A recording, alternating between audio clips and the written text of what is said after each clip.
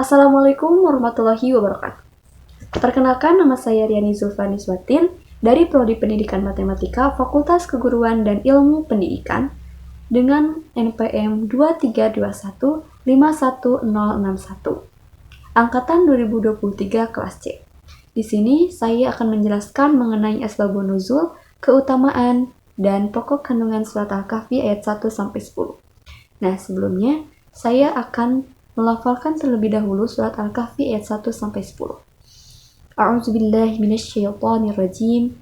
Bismillahirrahmanirrahim. Alhamdulillahilladzi anzala ala 'abdihil kitaba wa lam yaj'al lahu 'iwaja. Qayyiman liyunzira ba'san syadidan min ladunhu wa yubashshiral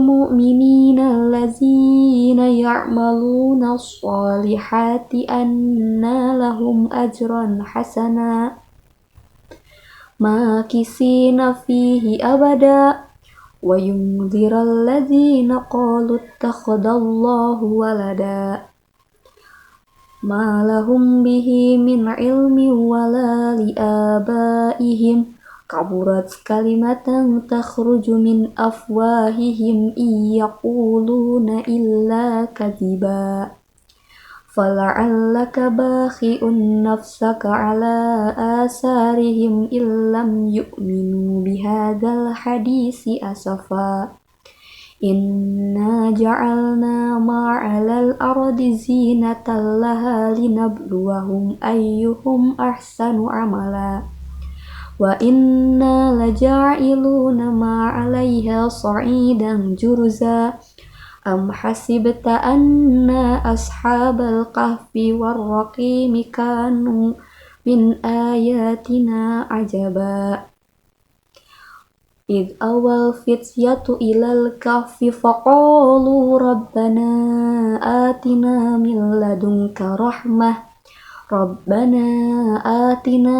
لدنك رحمة وهيئ لنا من أمرنا رشدا صدق الله العظيم. Asbabun nuzul surat Al-Kahfi. Dilansir dari El-Salat dalam riwayat disebutkan bahwa kaum Quraisy memerintahkan dua orang, yaitu Uqbah bin Abi Mu'id dan An-Nadr bin Al-Hairis, untuk menyelidiki tentang kerasulan Nabi Muhammad SAW dengan cara menanyakan kepada pendeta-pendeta Yahudi tentang sifat-sifat beliau, apa yang dikatakan, dan lain-lain.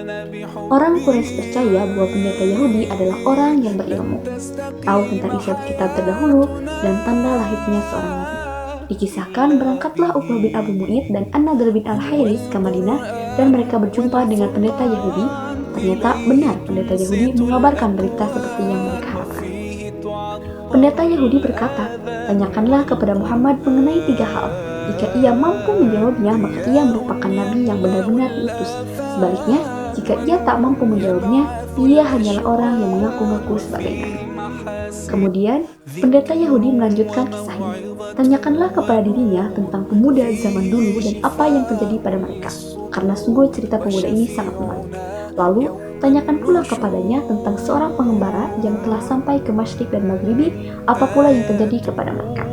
Tanyakan pula kepada dia apa itu ruh.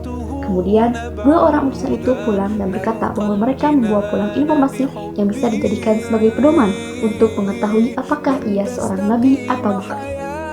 Setelah tiba di hadapan Rasulullah, mereka langsung menanyakan 3 pertanyaan sebagaimana yang telah diberikan oleh pendeta Yahudi. Menanggapi pertanyaan itu, maka Rasulullah menjawab, besok pasti aku akan menjawabnya tentang beberapa hal yang kamu tanyakan itu, tanpa menyebut insya Allah. Kemudian mereka pun pulang dan Rasulullah menunggu wahyu dari Jibril untuk menjawab semua pertanyaan itu. Namun, wahyu yang ditunggu tak kunjung datang bahkan hingga 15 malam.